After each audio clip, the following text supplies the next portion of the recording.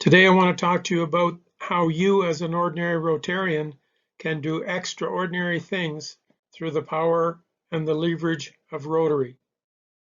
Because you are the power of one. Almost every program we see in Rotary today was started by a Rotarian in a Rotary club who planted the seeds, and those seeds grew to become projects all around the world. You see, Rotary is not an A-shaped pyramid structure like we see in the business.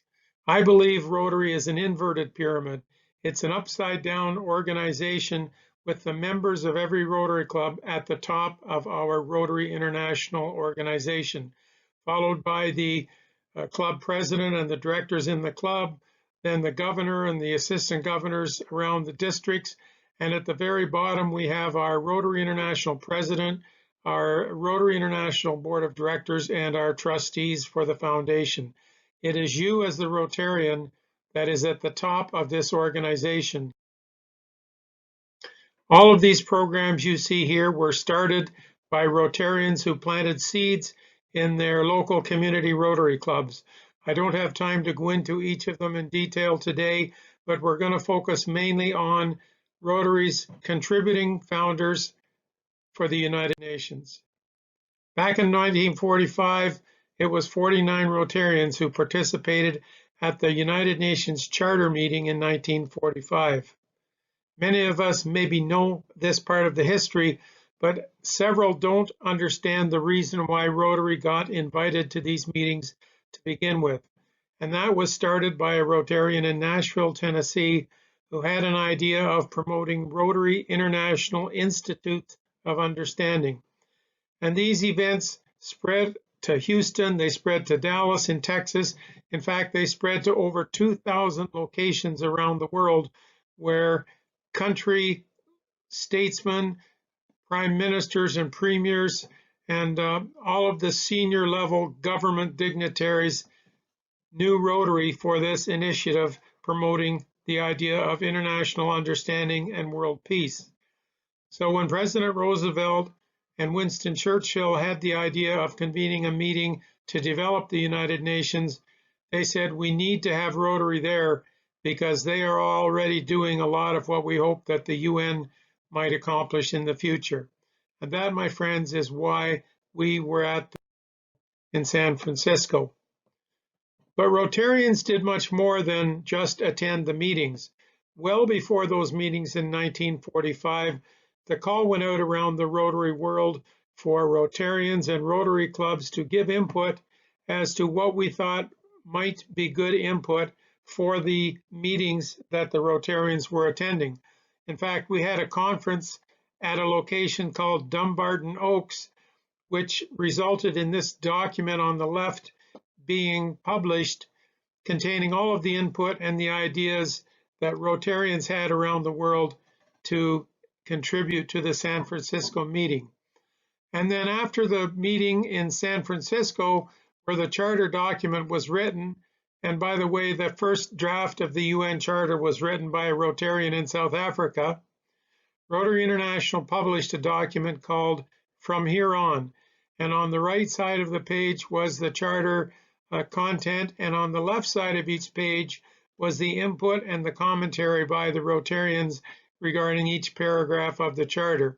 So that was to promote Rotarians around the world to get engaged and help get the United Nations and the charter and purpose of the UN promoted within Rotary. When you walk the hallways of Rotary, and by the way, you have official status at the UN, the senior leaders of Rotary consider us our partnership arrangement with them. They see us as a leading NGO, and they are impressed by our action, how we put traction to the road to make things happen. And largely because of our polio initiative, they say, we need to listen to you. You've already arranged for a ceasefire for a day to go in and inoculate children against polio. You already arranged a ceasefire for a weekend in the Tamil Tiger area, in a war-torn area. So please help us arrange a ceasefire for a week. Please help us arrange a ceasefire for a month. please help us arrange a ceasefire for a year, because you've already proven that you know how to get that job done.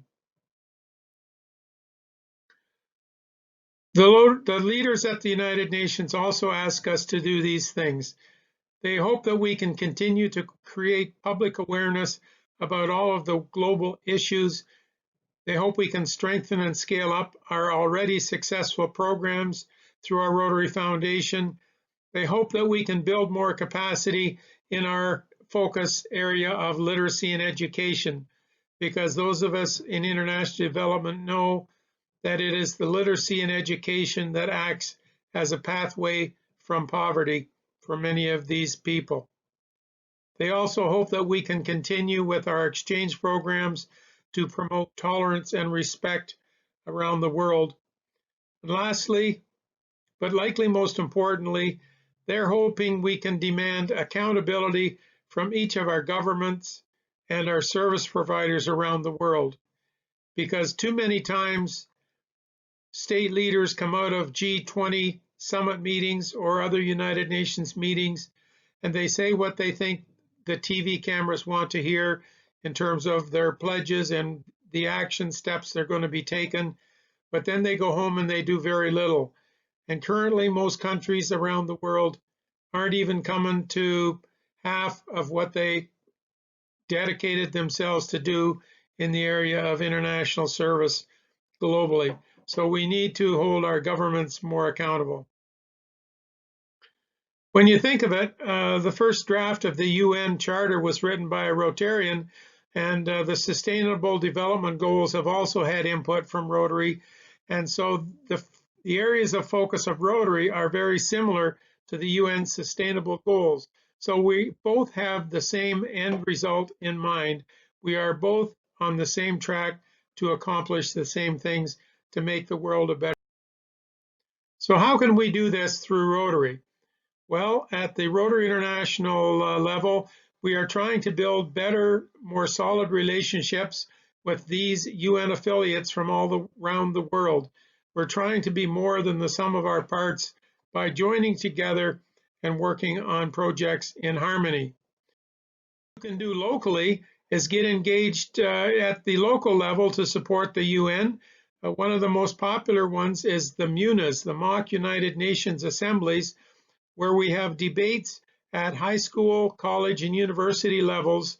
Students are assigned countries in teams, and by the way, they often come to the debates dressed in the cultural dress of the countries they represent, and they discuss the issues on the current floor of the UN General Assembly.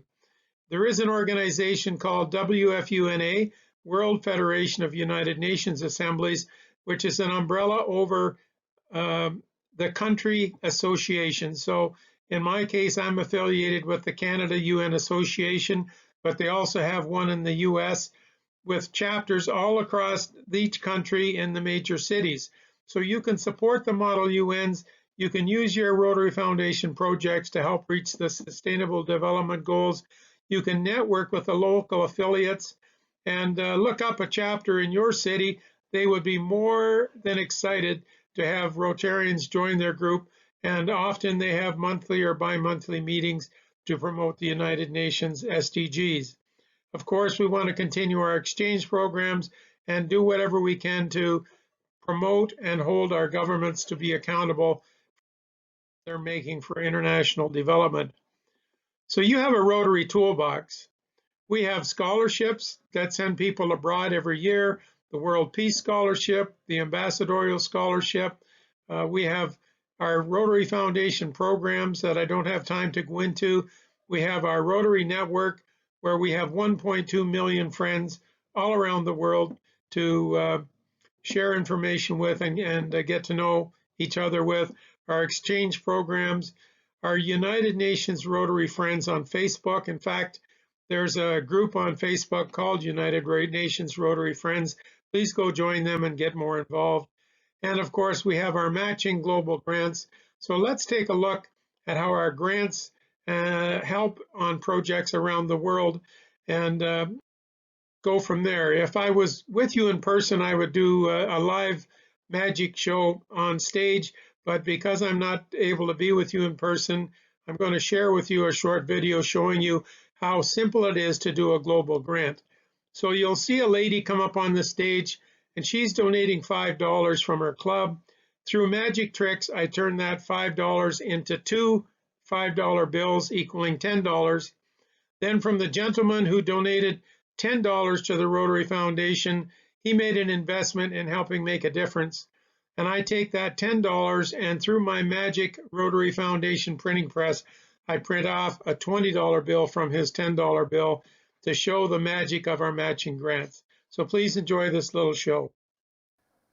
Do I have anybody in the audience who would be willing to donate or contribute $5 to the Rotary Foundation?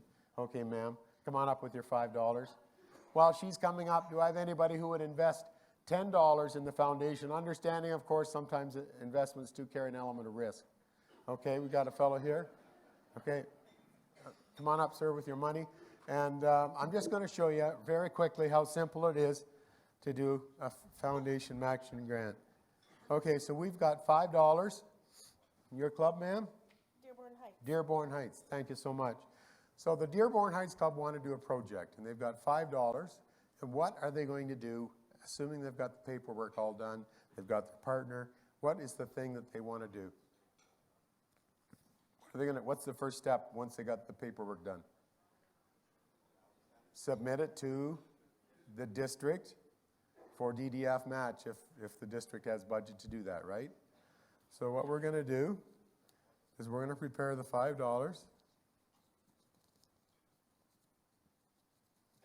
Okay, you want to just hold that? Now, for those of us who go on the road, we have special magic grant tricks, okay? So we got an empty bag here, and we're going to put that money in the bag, send it off to your district. Your district fairly prompt in responding to the grant request, okay? So let's see what they responded. What have you got? So is that a good return on our investment so far? So that's all for you. That's all for you. Okay. We should give it to the Okay, just put it in the bag there. Okay, so we've got now $5 from the club, $5 from the DDF budget in their district, which is $10. Okay, now this is one that I bet you none of even our Rotary Foundation people have that just came from Evanston.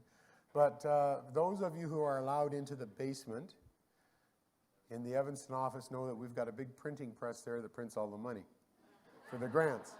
And so when we go out and do projects, they just give us these little printing presses so that we can do the grants right on the spot. You have one of these, right, Steph? Okay.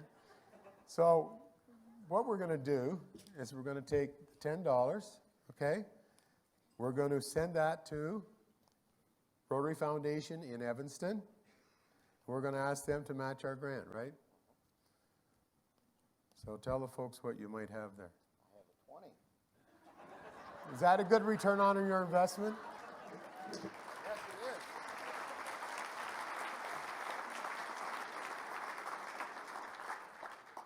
My friends, where can you put money into your favorite charity and get a 400% return on your investment? So that just shows you the great return on the investment that you get through a Rotary Foundation. And my friends, we do need support to our Rotary Foundation because after all, that is the financial engine that drives all of our projects around the world. We do great things in Rotary, but it takes donations from Rotarians and friends and clubs to make the wheels go round and get that traction that I talked about earlier. So my friends, you are the power of one. I hope I've showed you some quick examples of how you can truly make a difference in our troubled world through the ideas and the projects that you share with your fellow members and the great work that you continue to do in your Rotary clubs and in your districts, both locally through community and of course around the world with global projects. Thank you so much for your attention, and please congratulate Rotary, congratulate the United Nations on 75 years of service to mankind.